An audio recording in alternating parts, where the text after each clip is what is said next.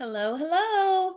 Today we are talking about how to get your strongest take when you're recording. So this is something that's going to require some pre-planning and then some implementation during recording. And then there's things you can do for afterwards. But how do you get your strongest take? So the very first thing is I want you to think about if choosing the right take might actually be the simplest thing that you can do to get a better video. So one of the things that I see people do all the time is they'll have their script or they'll have their notes or however they're doing their video and it won't be perfect. So what do? They turn it off and they start over again. Well, this is a really big time suck. And so one of the things you can do instead is you can just keep recording and just redo the sections that get messed up or that you don't quite like, and then mark them in some way. So one way you can do that is by leaving a really big pause. But you know that we spoke in the last video, and if you missed it, go back and watch it, about how to eliminate pauses really quickly. So if you use a pause as the thing that denotes where you had a potential mistake, you may accidentally delete it using AI before you even get a chance to see it. So that's something that I used to do a lot, but now because of AI editing, I'm not doing the pauses as much. Instead, I'm using other tools. So one is you can use a word that that you don't wouldn't normally say, like elephant or abracadabra, that doesn't sound like anything else. And then if you're using an AI editing tool like Descript, which we spoke about a little bit yesterday, then you can actually search for that word in the transcript when it gives you the transcript. And this is one way to make it really easy to find retakes or to find places where you wanted to kind of review what you did. So, for example, let's say you're trying to say a sentence and you mess it up. Then just say abracadabra. Then do it again. And then you can go back and you can easily find the word abracadabra, delete the one that's before it. Or it might be that you want to compare these two, like you did it like two different styles because you weren't quite sure how you wanted to say something. You could use the word again, elephant or abracadabra, go to it, and you can then listen to both versions and see which one you actually want to keep in the video. So this is one way that you can make sure that it's really, really easy for you to find the best take. Another thing that you can do is you can just let the AI choose. There's actually a magic button that you can push if you're using the script. It's called Underlord. And then you just click on remove retakes and it actually just delete, or well, you don't want to delete. Remember, we talked about this the other day ago. You always want to do ignore because what it does is it puts a line through your transcript and that part of the transcript will no longer show in the video. But if at any point you wanted to go back and put it back, all you have to do is take out the line, and then that magically appears back in the video. This is called non-destructive video editing. This means that you never actually lose anything in the video. You can always put it back easily or take it out easily and go back and forth on it. Whereas with traditional video editing, you literally would cut it out, you would delete it. And then if you ever decided you want to put it back, you have to go and find the original footage and try and find the exact right moments and reinsert it. And it's a real big pain in the butt. So when do not ever want to use the word delete. Don't delete things, ignore them. And that is the best way to go. So using a special word, you can also clap, and Zoom probably edited the clap out there. But if you clap on a recording, it makes a big spike, which is really easy for you to find in the timeline, which makes it easier for you to find anywhere that you wanted to go back and look at.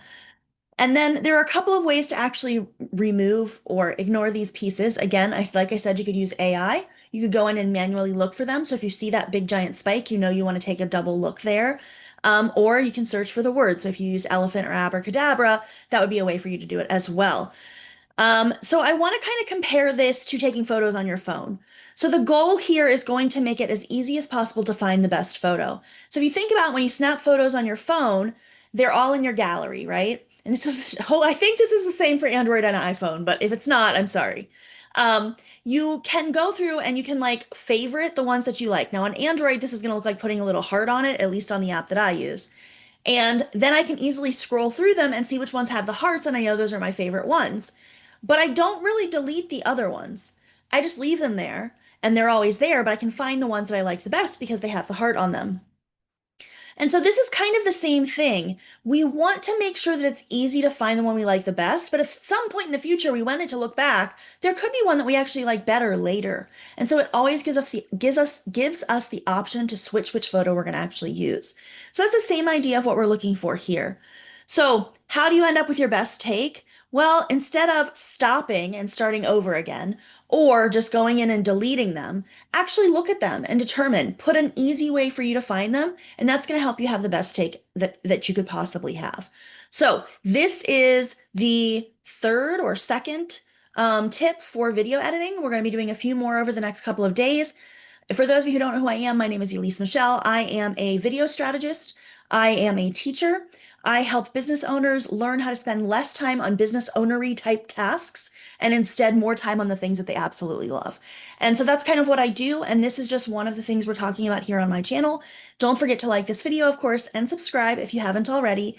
And I want to tell you a little bit about what we do in November around here. So every single November, I do some big thing because it's my birthday month and I like giving back.